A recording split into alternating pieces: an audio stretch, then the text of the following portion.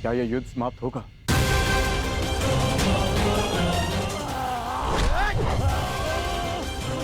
जिसका प्रारंभ हुआ है उसका अंत भी निश्चित होता है पार्थ।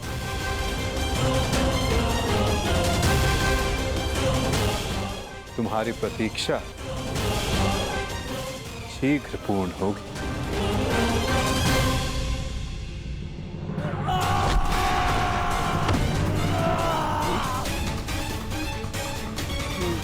उठो जरासंध, युद्ध करो, उठो।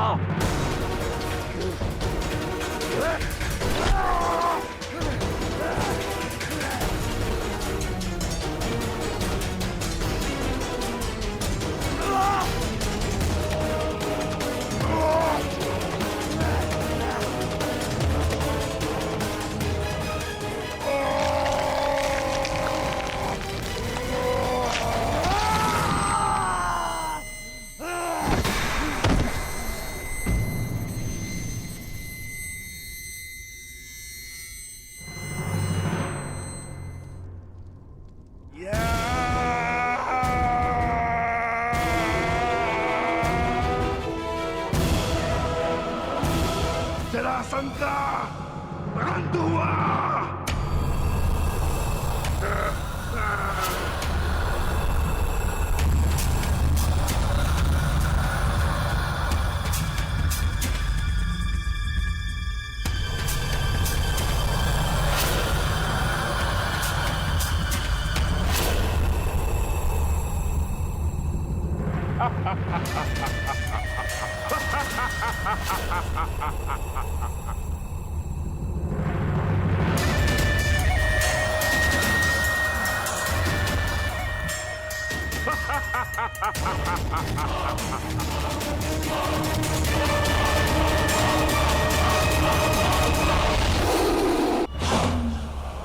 मुझे चुनौती देने से पूर्व मेरे जन्म की कथा तो जान लेते।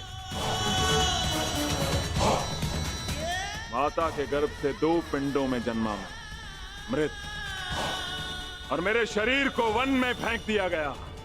वहां जरा नामक राक्षसनी ने उन पिंडों की संधि करके जोड़ा और मेरा नामकरण हुआ जरासंध।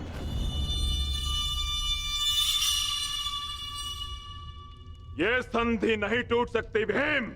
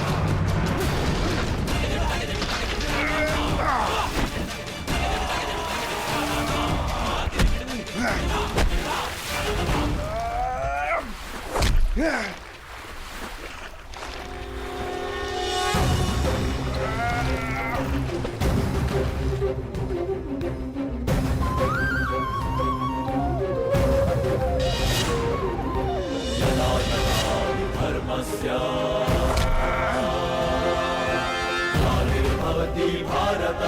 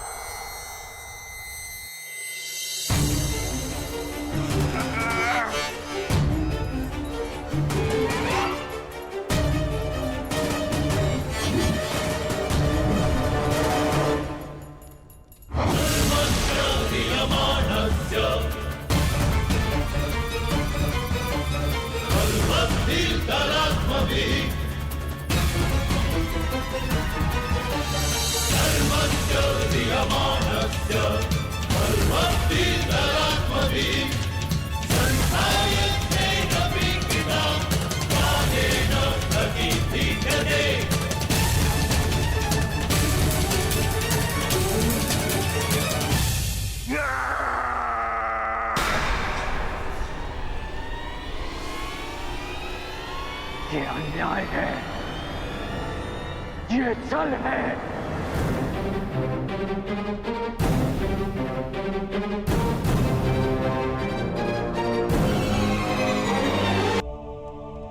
ये अनीति है। कैसी अनीति अंगराज? मल युद्ध जरासंध ने स्वीकारा और नियम यही था कि युद्ध दोनों में से एक योद्धा की पराजय स्वीकारने तक या मृत्यु तक होता रहेगा। जरासंध ने पराजय स्वीकारी नहीं, अंततः उसे मृत्यु प्राप्त हुई कर अकारण किसी का वध करना, क्या ये अनीति नहीं? जरासंध ने भीम को क्या हानि पहुंचाई थी? तो उस सर्प ने तुम्हें क्या हानि पहुंचाई थी कर्ण, जिसका तुमने वध कर दिया था? मैंने उस सर्प का वध किया क्योंकि वो मेरे निरपराध सारथी को डसने वाला था। यदि वो सर्प दंड का भागी था तो जरासंध भी दंड का भागी था कर्ण, जिसने 100 राजाओं की बलि चढ़ानी चाहिए। परंतु मैंने उन 100 राजाओं को मुक्त किया, फिर उसका वध क्यों किया? तुमने जरासंध से संधि की, 100 राजाओं को मुक्त भी करवाया कर, परंतु ये संसार क्या जरासंध के आतंक से मुक्त था? नहीं कर। तुम किसी की प्रवृत्ति नहीं बदल सकते मित्र। और जरासंध की प्रवृत्ति थी आतंक फैलाना, इसीलिए उसका विनाश आवश्यक था। मैं अपने ज्येष्ठ भ्राता महाराज युधिष्ठिर की ओर से यह घोषणा करता हूं कि आज आप जरासंध के आतंक से सदा सदा के लिए मुक्त हुए। महाराज युधिष्ठिर की जय, वासुदेव कृष्ण की जय, महाराज युधिष्ठिर की जय, वासुदेव कृष्ण की जय। हम सब आपके आभारी हैं महावीर अर्जुन। हम सब अपने आप को महाराज युधिष्ठिर के अधीन स्वीकार करते हैं। जो अधीन हो वो दास होता है, और हमें दास नहीं, आपकी मित्रता चाहिए। महाराज युधिष्ठिर की महाराज युधिष्ठिर की इन लोगों ने अपना चयन कर लिया है अंगराज, और मुझे उस पल की प्रतीक्षा है जब तुम उचित चयन करोगे कर्ण।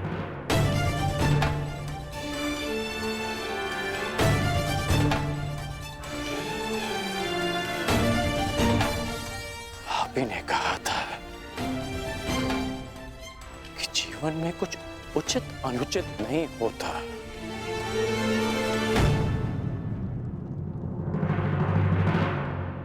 अब समझ में आया कि ऐसा क्यों कहा था। यदि कुछ है तो वो है कर्म, और आपके कर्म के परिणाम, और मेरे कर्म मेरी दृष्टिकोण में उचित हैं, और आपके कर्म आपकी दृष्टिकोण में। अद्भुत। तुम मुझे कभी चकित करने में असफल नहीं होते मित्र। प्रत्येक बार तुमसे मिलकर तुम्हारे लिए मेरा सम्मान और अधिक बढ़ जाता है। वासुदेव, मैं आपको सावधान करता हूं कि जिनकी सहायता और उत्थान के लिए आप ये प्रयास कर रहे हैं, कि जिनके पक्ष में आप मुझे ले जाना चाहते हैं, एक दिन वही आपका सम्मान भंग करेंगे, आपको लज्जित करेंगे।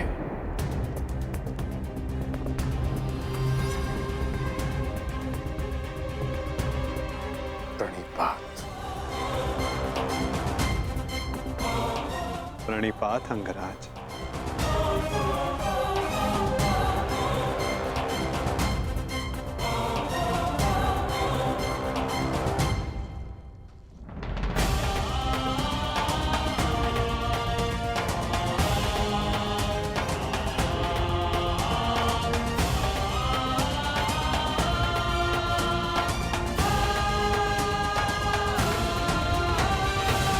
वासुदेव,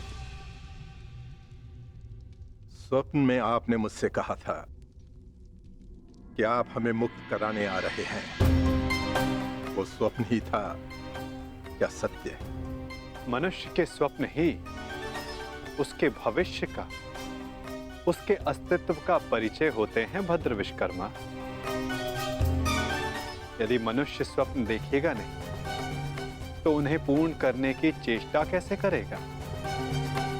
स्वप्न हमें चेष्टा की प्रेरणा देते हैं। अवश्य आपका स्वप्न एक सत्य था भद्र।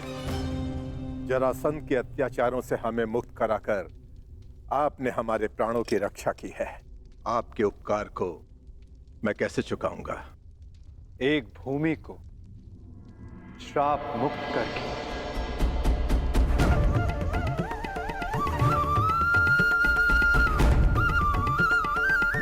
मैं? हाँ, क्योंकि जहां श्राप हो वहां पाप को जड़े बैठाने का अवसर मिलता है, और पाप का तारण एक पुण्य आत्मा ही कर सकती है भद्र। यदि आप ये उपकार चुकाना चाहते हैं तो आपको युधिष्ठिर के राज खांडवप्रस्थ के श्राप को हरना होगा, और यदि नहीं तो भी यह आपकी इच्छा पर निर्भर करता है। निर्णय आपका है भद्र।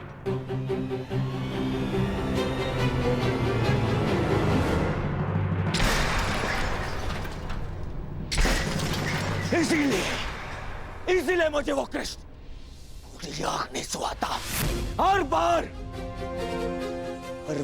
कुछ ऐसा करता है कि मेरा स्वप्न चूर चूर हो जाए। हर बार मामा श्री। स्वप्न की बात कर रहे हो मेरे होने वाले सम्राट? स्वप्न की? मुझे तो पूरा भविष्य दिखाई दे रहा है। जरासंध का भय समाप्त होते ही अब पांडवों की शक्ति बढ़नी प्रारंभ हो जाएगी और आप अंगराज कर्ण हमेशा कहते हो अवसर नहीं मिलता, अवसर नहीं मिलता, और अब अवसर मिल गया तो क्या कर लिया तुमने? जरासंध जैसा महान बलशाली योद्धा मित्र खोया सो खोया, और वो 100 राजा वो भी पांडवों के पक्ष में चले गए। मेरा कर्तव्य जरासंध को हमारे पक्ष में करना था जो मैंने किया, परंतु वो राजा किसके पक्ष में जाएंगे, इस विकल्प के चयन पर उनका अधिकार था, मेरा नहीं। विकल्प? अंगराज, कदाचित आपको ज्ञात नहीं होगा, शासक कभी भी प्रजा के सामने विकल्प नहीं रखता ना। वो केवल प्रजा को अनुभव करवाता है कि उनके पास चुनने का विकल्प है, परंतु वास्तविकता में वो केवल वही चुनवाता है जो वो चाहता है। जैसे अर्जुन ने किया, उन 100 राजाओं के समक्ष केवल एक ही विकल्प रखा, युधिष्ठिर से मित्रता। और आप उन्हें स्वतंत्रता की भेंट चढ़ाकर चले आए। परंतु अंगराज, इसमें तुम्हारा क्या दोष? ना, तुम्हारा कोई दोष नहीं है इसमें। क्योंकि शासन कला और राजनीति कुल से आती है, कुल से। और तुम जिस कुल में जन्मे हो वो शासक नहीं, शासित है, शासित। और तुम्हारे रक्त में नेतृत्व करना नहीं, अनुसरण करना और आज्ञा का पालन करना है। समझ गए अंगराज?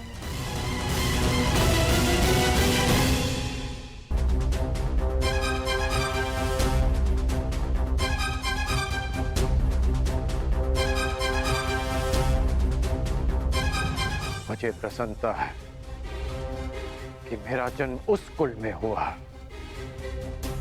जहां रथ चक्र बनाए जाते हैं, कुचक्र नहीं, जहां आज्ञा का पालन किया जाता है, षड्यंत्र नहीं।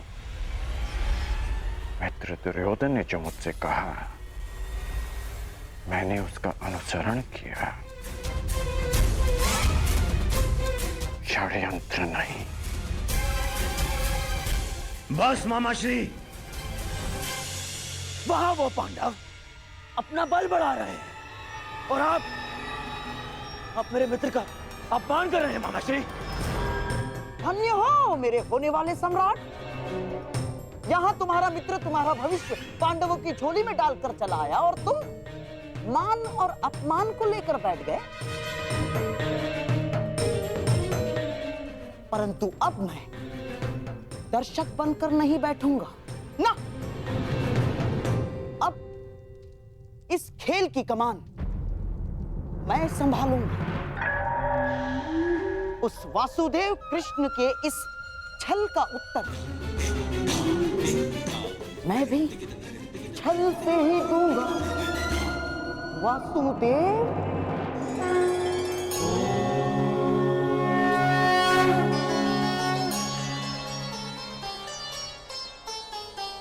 नारायणं नमस्कृत्य नरं चैव नरोत्तमं देवीं सरस्वतीं व्यासं ततो जयमुदीरये।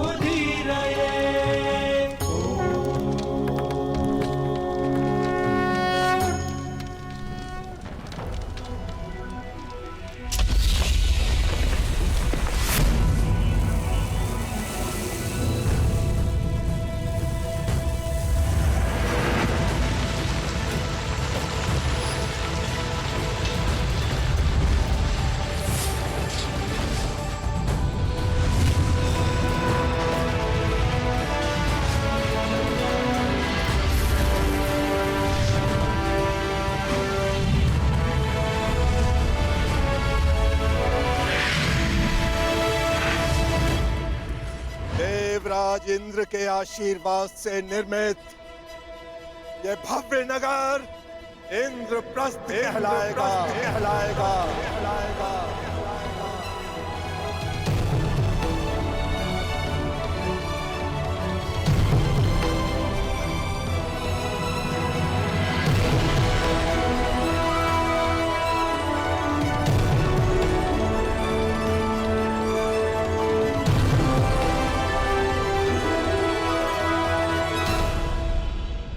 मैं ये इंद्रप्रस्थ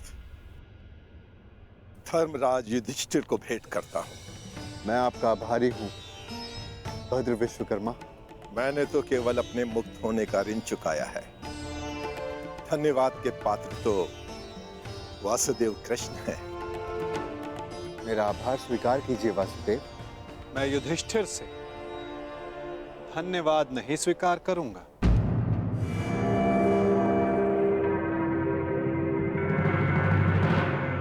क्यों वासुदेव? क्योंकि मुझे सम्राट युधिष्ठिर से धन्यवाद लेना है। समय आ गया है कि आप राजसूय यज्ञ संपन्न करके सम्राट की पदवी पाएं। धर्मराज, यज्ञ का संकल्प लो। आर्यव्रत के समस्त राजाओं को निमंत्रण दो। मैं चाहता हूं कि संपूर्ण आर्यव्रत आपका प्रभुत्व स्वीकार करे।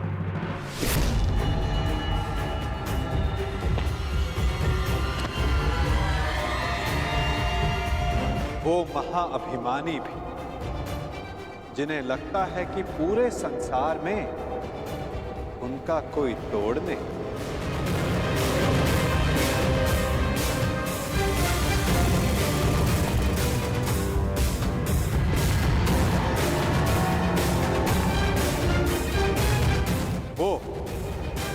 जो वरदान के दम में सबको श्रापित समझते,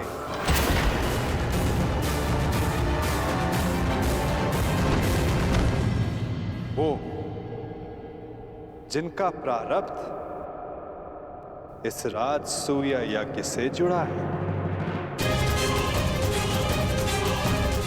आइए आइए छेदी नरेश, स्वागत है आपका।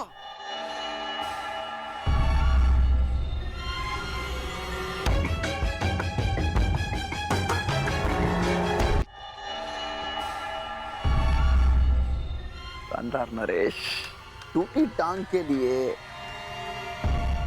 चिकित्सक से परामर्श ली या अब भी बतख की तरह खिला के चलते हैं?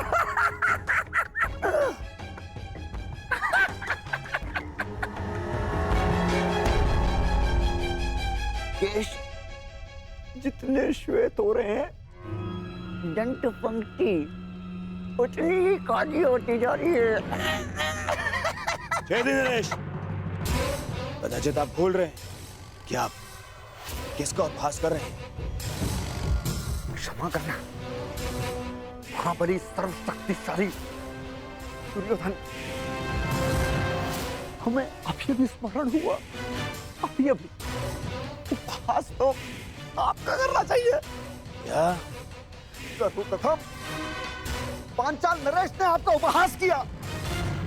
पांचाली के स्वयंवर में उपहास हुआ आपका, और जब आप महाबली सर्वशक्तिशाली सम्राट दुर्योधन बनने वाले थे, उस समय युधिष्ठिर ने मुकुट छीन लिया।